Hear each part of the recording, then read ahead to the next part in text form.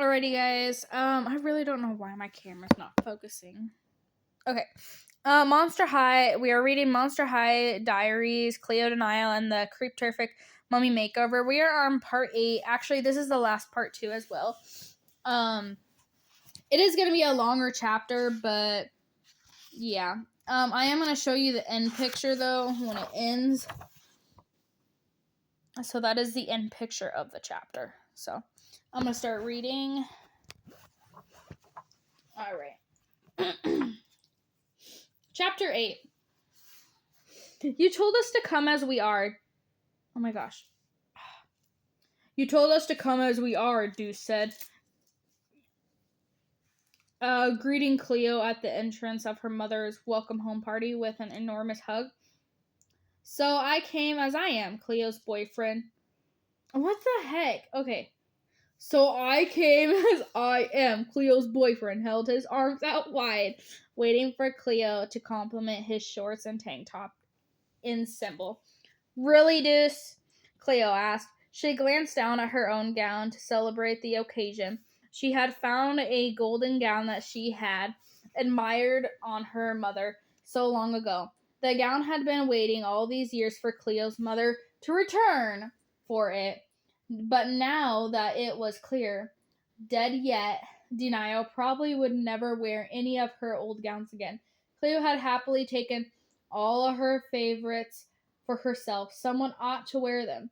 She reasoned Claudine had helped Cleo renovate the dress just the slightest bit, so to make it feel more in line with the modern fashion.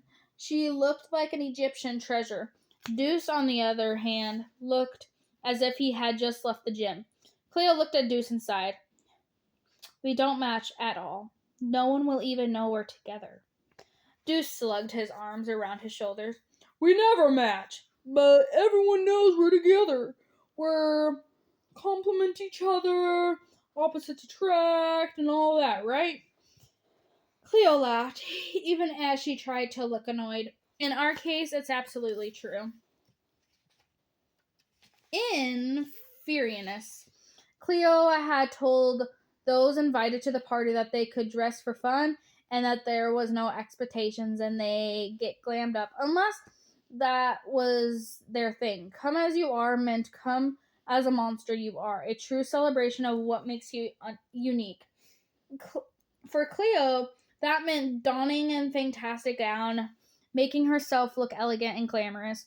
The same could be said for those who her ghoul friends Claudine, Frankie, and Draculaura loved the good excuse to look freaky fabulous, but Deuce, not so much.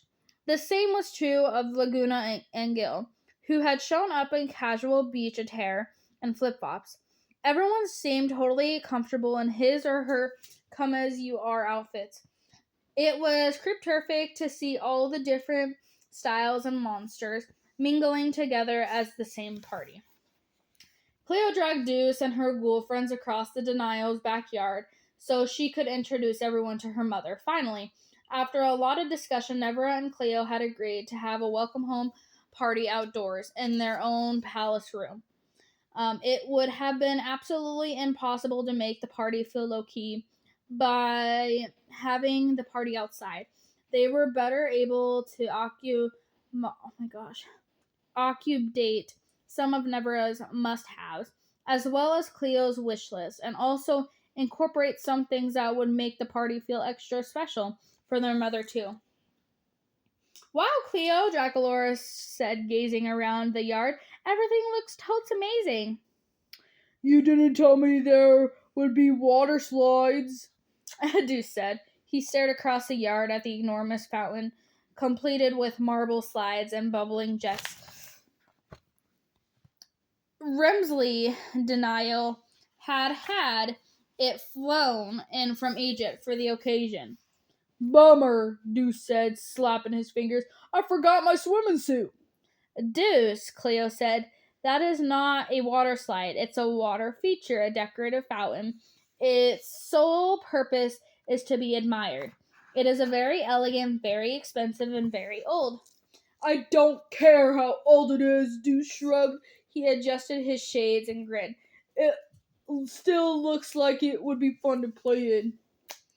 As Cleo and her friends made their way across the lawn, they passed elaborate ice carvings Nevra had insisted. The table heaped with very posh Egyptian Cajun. And her dad said that even if they were going low key with the party, there could be no compromise on the food.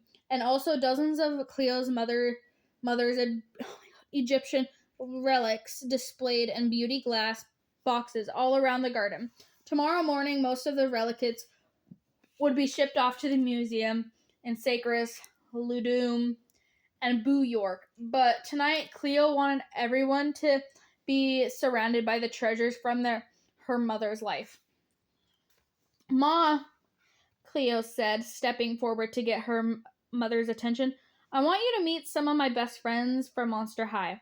One by one, Cleo introduced everyone to her mother. Cleo's mother greeted each warmly, instantly charming the group with her down to earth style and soft, gentle nature. Isn't she just the best? Cleo asked her ghoul friends, linking arms with her mother. But admit it, aren't you all absolutely shocked and see how different we are? How do you mean? Cleo's mother asked, furrowing her brow. I don't think you and I are that different, are we? Cleo considered this for the past few days. She had been thinking quite a bit about things that set her apart from her mother. And there were the obvious things. They're different in style, and the fact that her mother was happy with the simpler life. Also, their underlying goals in life were very different. Cleo looked forward to life and royalty and privilege, with plenty of fun and good friends thrown in, of course, while her mother aimed to help people and make the world a better place.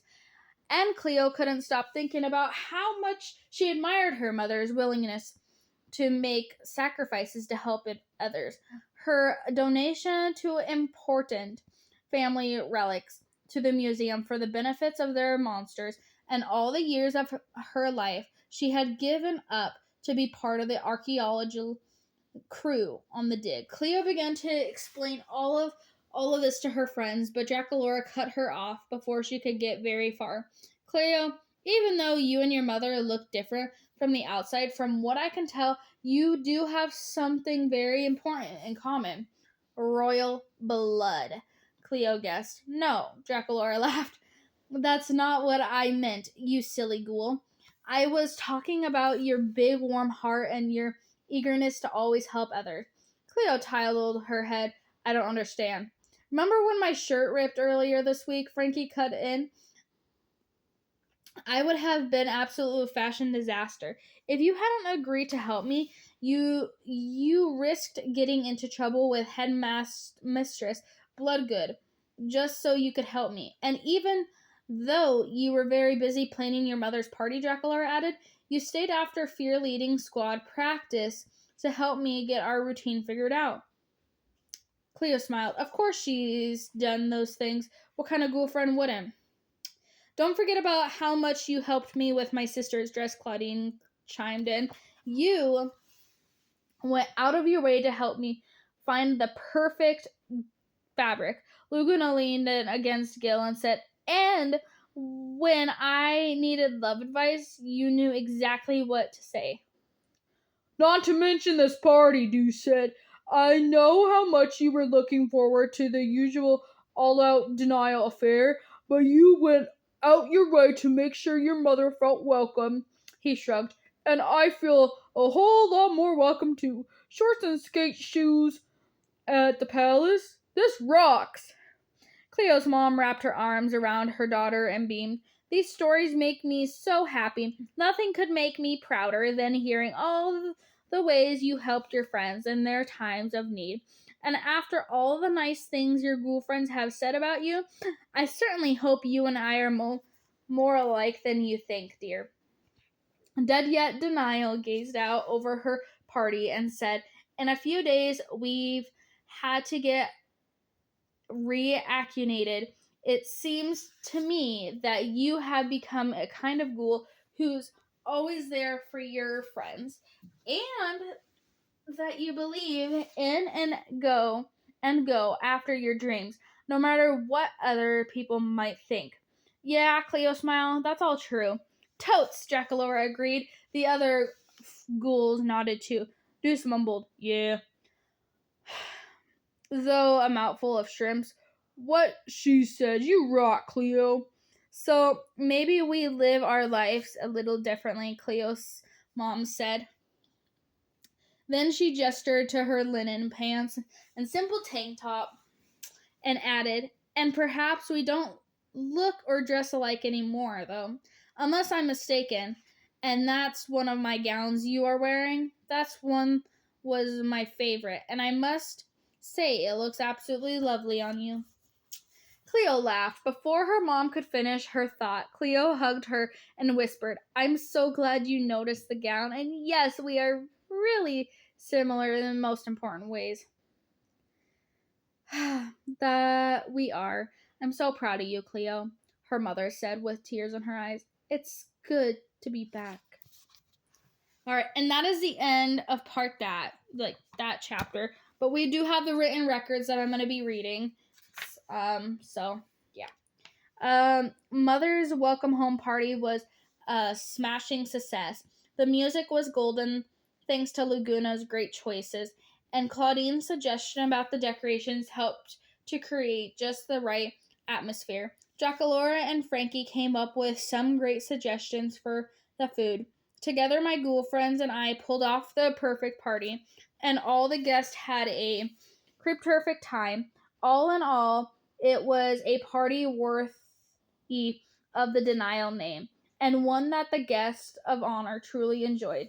And the ghouls and doos couldn't stop talking about how amazing my mom is.